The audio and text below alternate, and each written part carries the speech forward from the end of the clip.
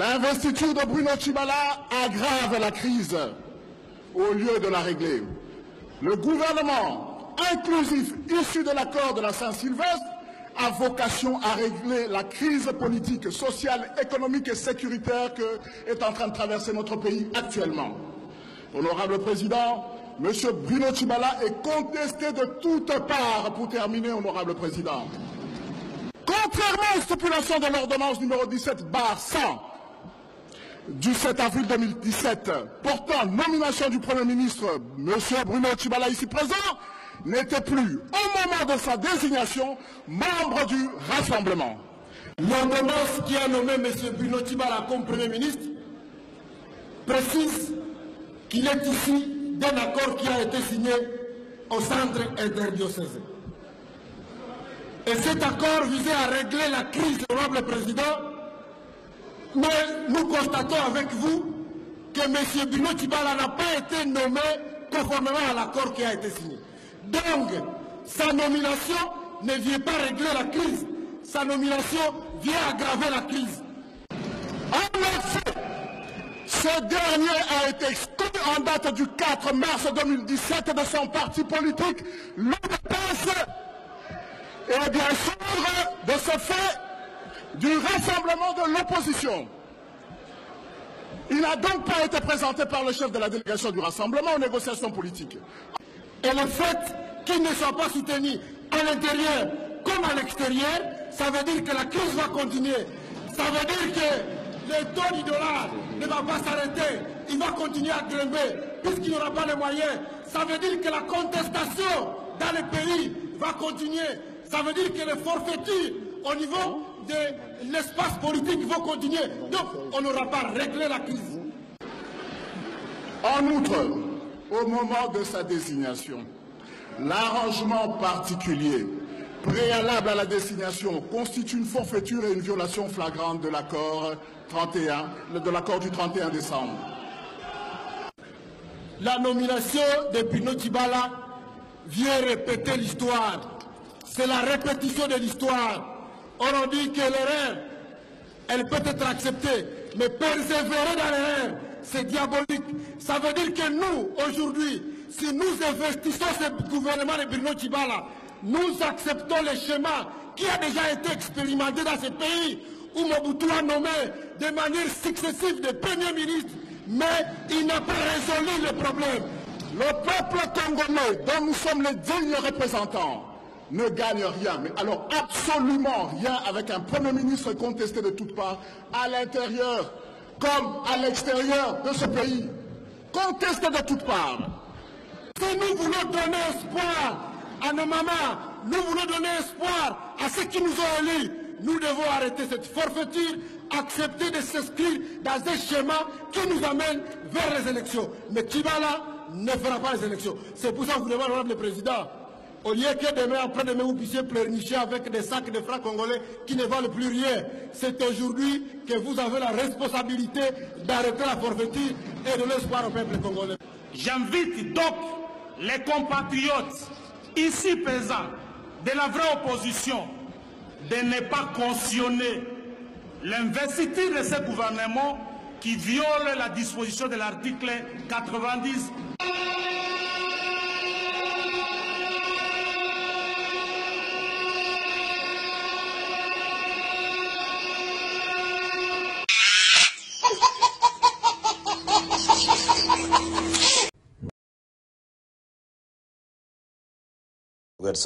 Nous n'avions pas porté Kabila au pouvoir juste par altruisme, mais parce que nous avions des intérêts dans cette affaire.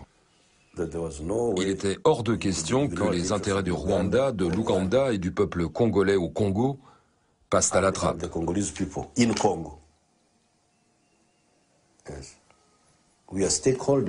Nous étions ceux qui avaient porté Kabila, et il n'était pas question que nous abandonnions le terrain.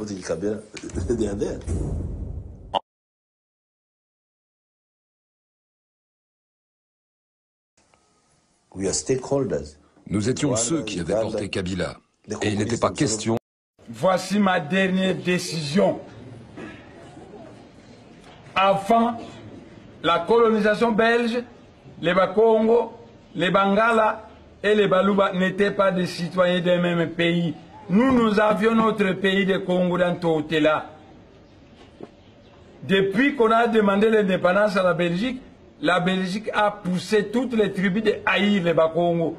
Nous avançons vers le génocide des Bakongo. Dos Santos, le Sao Tomé, ce n'est pas un Angolais, c'est un Sao Tomé, a déjà massacré des Bakongo. Sassou Nguesso massacre tout le temps des Bakongo. Hippolyte Kanambe, la même chose.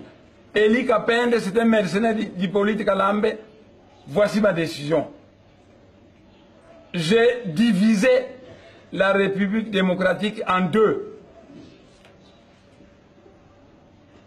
Les Lumumbistes auront la République du Lualaba, capitale Lubumbashi. Les Abakistes, donc les Bakongo, auront la République du Congo central, capitale Kinshasa.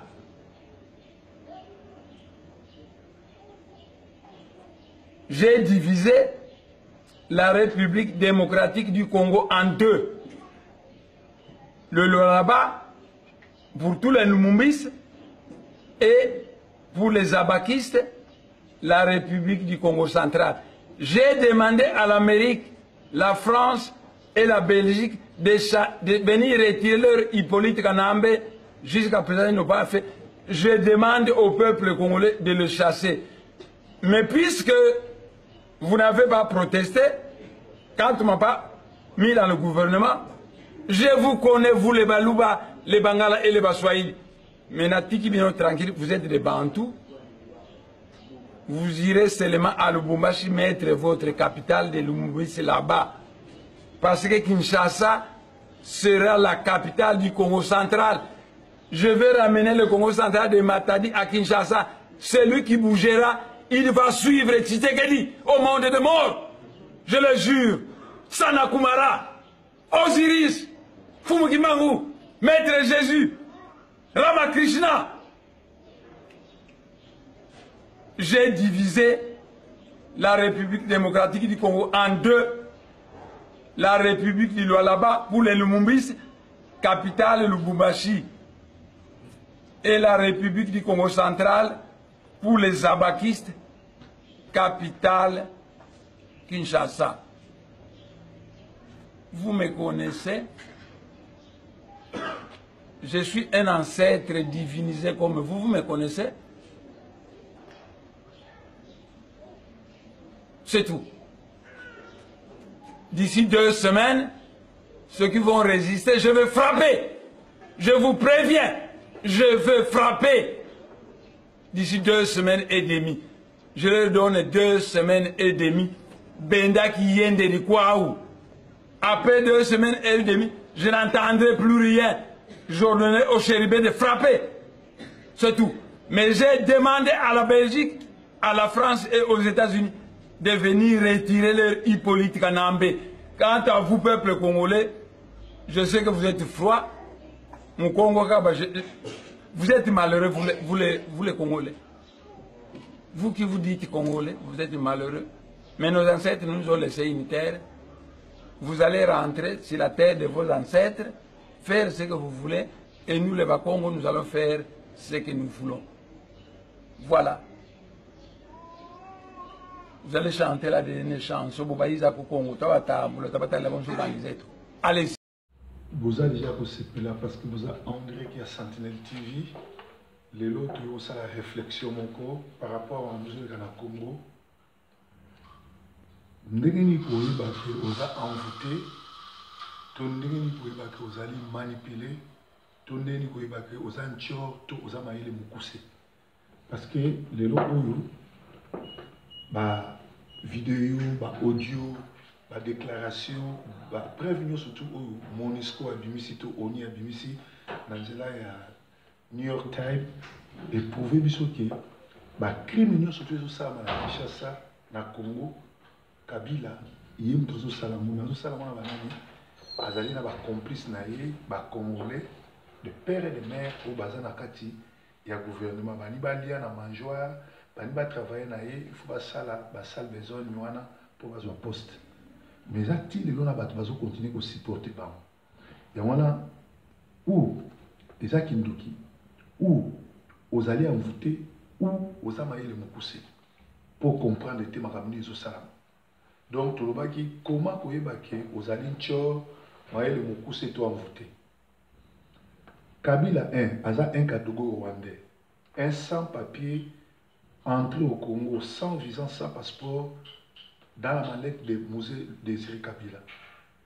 Il deviendra 3 ans après président de la République, un sans-papier, un illettré, un criminel qui arrive dans un pays. Donc c'est un immigré sans papier et 3 ans après a commis président de la République et Salamana noté. Bato mingi, bazo sala ba vidéo, bozo la bango, pe bozo komisa bango, mais baza déjà acheté par PPRD, bazali ba membre PPRD, pe bazo sala politique à Kabila. Alors, pour oye babango, et ça la molo on souhaite faut za na molimo, il faut za la oyebi politique, il faut za la ozana mayele, mais bato baza ba envoûté.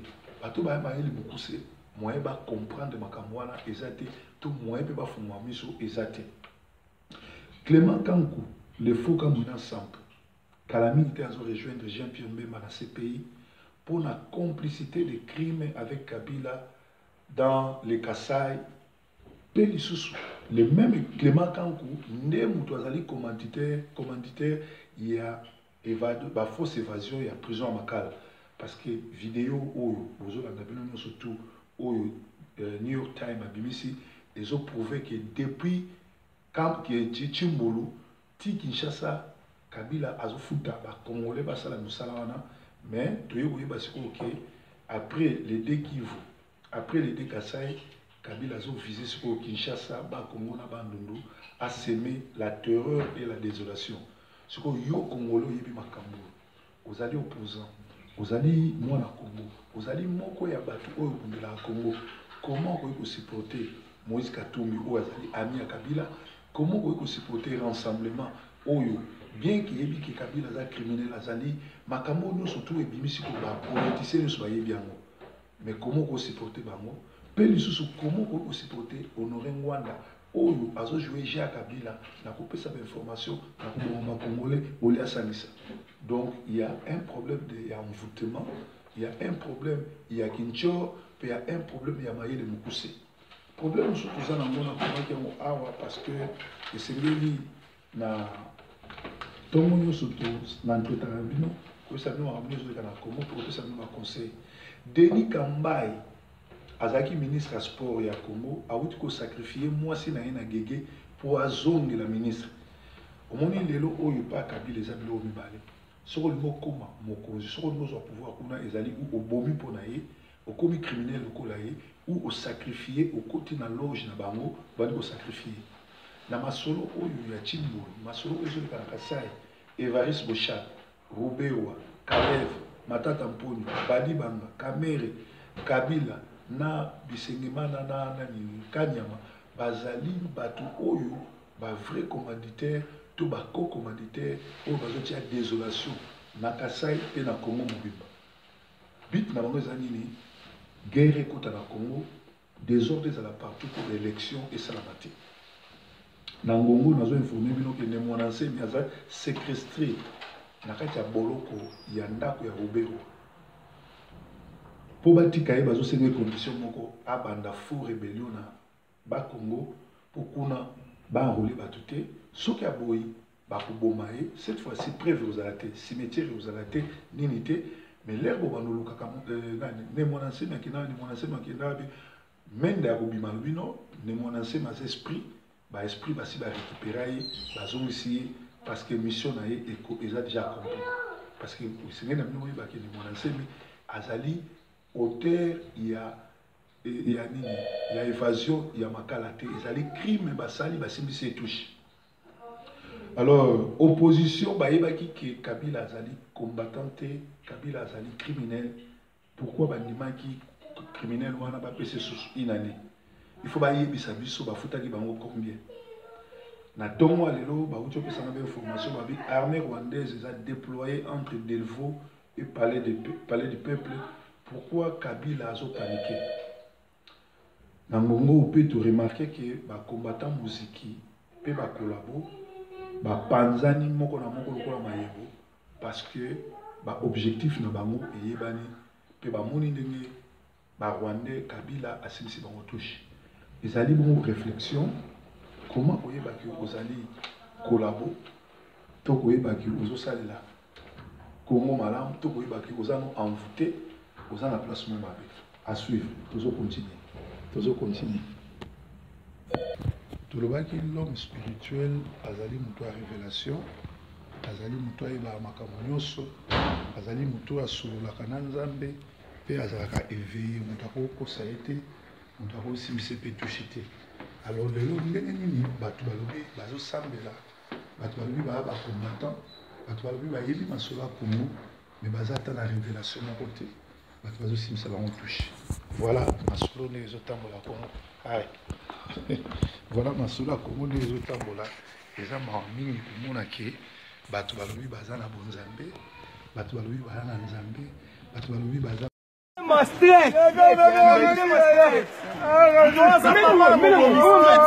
ya tozali awa babomi randi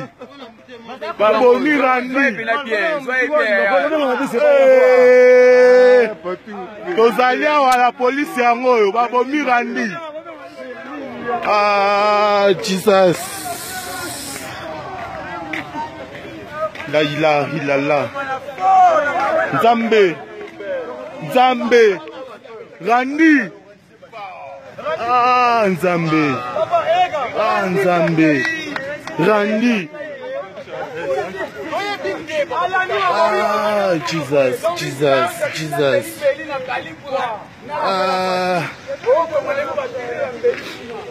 bakomi oboma biso na kati Afrique du Sud, bakomi oboma biso na kati Afrique du Sud, mais tosala revanche, oyo ekomi deux fois tosala revanche.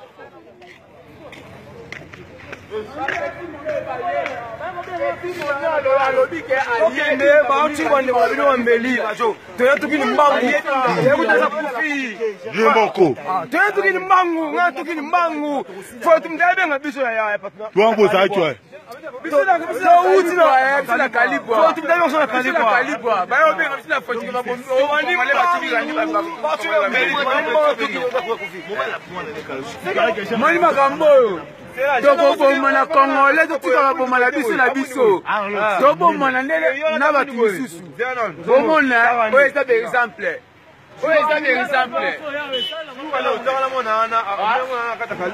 Ba image yango oyo. Ba image yango oyo. Babomi randi. Ya onga na ndima te. On dirait qu'à Suède, à Stockholm, et puis Manchester est sacré champion de l'Europa League.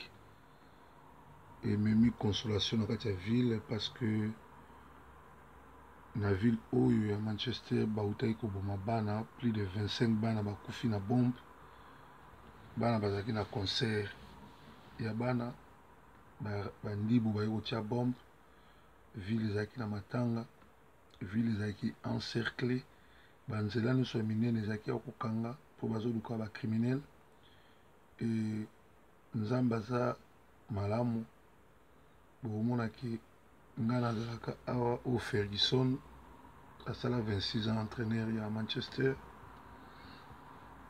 na Olaxabino voisin na ngai ya ngambu nzoka za criminel aza moko bato ba participer na liwa ya bana wana nzamba sabiso grâce na quartier kavandaka awa na babombe na ye me explosé te que explosé na 10 minutes ya awa parce que sika bombe explosé za 10 minutes na epana ngai oyo équipe ya Manchester ebimi champion oyo basupporter ya Manchester bazaki na mawa na kolela mais nzambe oyo akonsolaka akonsole bango équipe ezalaki vraiment na bato baza na badérangement mais bazwi quand même coupe pe ememi kimia na ville ememi esengo na ville malgré tout ça na bibembe ya bana awa na tokundi te pe 30 personnes baza bongo gravement blessé na kati hôpital na babombe oyo etiamaki awa